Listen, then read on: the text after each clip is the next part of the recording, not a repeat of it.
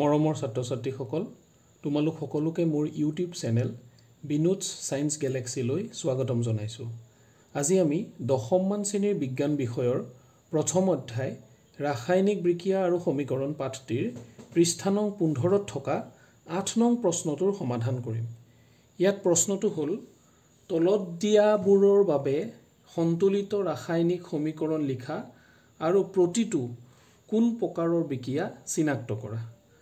তাৰে এটো হৈছে potassium bromide plus barium iodide, ইয়াৰ পৰা উৎপন্ন হ'ব potassium iodide plus barium bromide.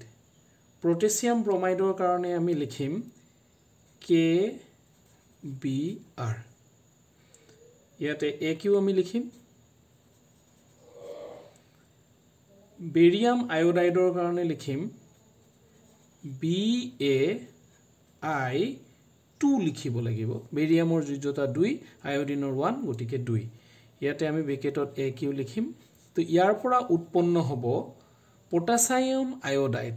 Potassium আয়োডাইডৰ কাৰণে লিখিব লাগিব Ki, AQ হ'ব প্লাস বেৰিয়াম ব্ৰমাইড।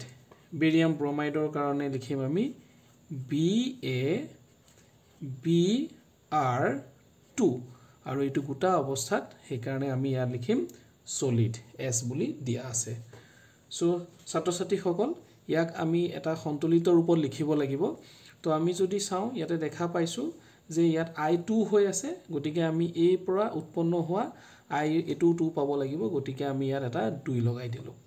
এই 2 লিয়াৰ লগে লগে পটাছিয়াম K2 দুটা হ'ল, গতিকে ইয়াৰ আগতো আমি এটা 2 দিলে এই সন্তুলিত ৰূপত আহিব। বেৰিয়ামো দুটা হ'ল আৰু আমি দেখা পাইছোঁ ইয়াত বেৰিয়াম ইতিমধ্যে দুটা হৈ আছে। ছাত্ৰ-ছাত্ৰীসকল পটাছিয়ামৰ পৰা ব্ৰমিন আঁতৰিছে, বেৰিয়ামৰ পৰা আয়োডিন আঁতৰিছে। আয়োডিন আঁতৰি পেলাই পটাছিয়ামৰ লগত লাগিছে, ব্ৰমিন আঁতৰি পৰাই ব্ৰমাইডৰ লগত লাগিছে। গতিকে এইটো দুটা অপসাৰণ হৈছে, ই এটা ডি অপসাৰণ বিক্ৰিয়া। দ্বিতীয়টো হৈছে বি নম্বৰ, যে জিংক কাৰ্বনেটৰ কাৰণে আমি লিখিম ZnCO3। ZnCO3 ইয়াত S আছে মানে গোটা। Zn3 পৰা উৎপন্ন হৈছে জিংক অক্সাইড। জিংক অক্সাইডৰ কাৰণে আমি লিখিম ZnO প্লাস কাৰ্বন ডাই অক্সাইড। কাৰ্বন ডাই অক্সাইডৰ কাৰণে লিখিম CO2। তোমালোক সকলোৱে এইটো জানা, কাৰ্বন ডাই অক্সাইড ইয়াত গেছ হিচাপে দিয়া আছে, গেছ। এতিয়া দেখা পাইছোঁ ছাত্ৰ-ছাত্ৰীসকল যে জিংক কাৰ্বনেটৰ পৰা এটা যৌগৰ পৰা দুটা জিংক অক্সাইড আৰু কাৰ্বন ডাই অক্সাইড উৎপন্ন হৈছে। সো এইটোক আমি ক'ব পাৰোঁ যে ই এটা এক বিয়োজন বিক্ৰিয়া। বিয়োজন বিক্ৰিয়া। সো ছাত্ৰ-ছাত্ৰীসকল ইয়াৰ আগৰটো আছিলে ডি অপসাৰণ।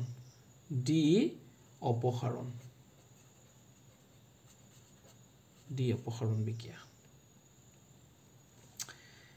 এইবাৰ আমি চাম C2। C2 দিয়া আছে হাইড্ৰোজেন প্লাস ক্লোৰিন। সো হাইড্ৰোজেনৰ কাৰণে H2 প্লাস ক্লোৰিনৰ কাৰণে Cl2, hydrogen plus chlorine, hydrogen chloride HCl। ইয়াক আমি সন্তুলিত কৰিলে ইয়াত 2 এটা দিলেই হ'ল। তো ছাত্ৰ-ছাত্ৰীসকল ইয়াত দেখা পাইছা তোমালোকে দুটা গেছ লগ লাগি পেলাই, ইয়াতে দুইটা গেছ আছে ব্ৰেকেটত, তোমালোকে দি ল'বা। আৰু হাইড্ৰক্লোৰিক এচিড গেছীয় অৱস্থাত আছে, পানীৰ লগত মিহলালে পিছত তাকে হাইড্ৰক্লোৰিক এচিড বুলি ক'ম, এইটো হাইড্ৰোজেন ক্লোৰাইড বুলি কয়। সো এই দুটা মিলি এটা লগ হোৱাৰ কাৰণে ইয়াক কোৱা হয় সংযোজন বিক্ৰিয়া। ইয়াৰ পিছৰটো আছে ডি নম্বৰ, যে মেগনেছিয়াম হাইড্ৰক্লোৰিক এচিড দুইটা লগ লাগিব, উৎপন্ন হ'ব মেগনেছিয়াম ক্লোৰাইড প্লাস হাইড্ৰোজেন। তো মেগনেছিয়ামৰ কাৰণে লিখিম আমি Mg, আৰু ইয়াক গোটা অৱস্থাত দি থৈছে, S লিখিলোঁ, plus hydrochloric acid HCl hydrochloric acid, গতিকে আমি AQয়ে পাম, দি থৈছে আমি লিখিলোঁ। ইয়াৰ পৰা পাম আমি মেগনেছিয়াম ক্লোৰাইড MgCl2। মেগনেছিয়ামৰ যোজ্যতা 2, ক্লোৰিনৰ তলত আমি লিখি দেখুৱালোঁ। ক্লোৰিনৰ 1, মেগনেছিয়ামৰ তলত আছে, লিখা দৰকাৰ হোৱা নাই, AQ লিখিলোঁ, প্লাস হাইড্ৰোজেন গেছ H2, এই গেছীয় অৱস্থাত আছে। তো ছাত্ৰ-ছাত্ৰীসকল তোমালোকে দেখিছা মেগনেছিয়াম অকলে আছিলে, তাৰ লগত যেতিয়া আমি হাইড্ৰোজেন ক্লোৰাইড লগ লগাইছোঁ তেতিয়া মেগনেছিয়াম ক্লোৰাইড আৰু হাইড্ৰোজেন গেছ উৎপন্ন হৈছে প্ৰথমতে ইয়াক যদি আমি সমতুল কৰিব বিচাৰো ইয়াতে আমি দেখা পাইছো মেগনেছিয়াম মিলিয়ে আছিলে ক্লোৰিনটো মিলা নাই হাইড্ৰোজেনটো মিলা নাই হাইড্ৰোজেন দুটা আছে আমি ইয়াক যদি হাইড্ৰোজেন দুটা কৰিব বিচাৰো দুই এটা দিলো দুটা হল ক্লোৰিনো দুটা হৈ গল আৰু দুটা লগত ই মিলি গল গতিকে এটো এটা সন্তুলিত ৰূপ পালে ইয়াক আমি যদি কেনে ধৰণৰ বিক্ৰিয়া ক'ব বিচাৰো প্ৰকাৰটো চিনাক্ত কৰিম তেতিয়াহলে আমি দেখা পাইছো যে মেগনেছিয়ামৰ লগত ইয়াৰ পৰা ক্লোৰিনটো আহি লগ লাগিলে আৰু হাইড্ৰোজেনটো অকলে থাকিলে গতিকে এটো অপসাৰণ বিক্ৰিয়াৰ শ্ৰেণীত পৰিব তো তোমালোকে লিখিবা অপসাৰণ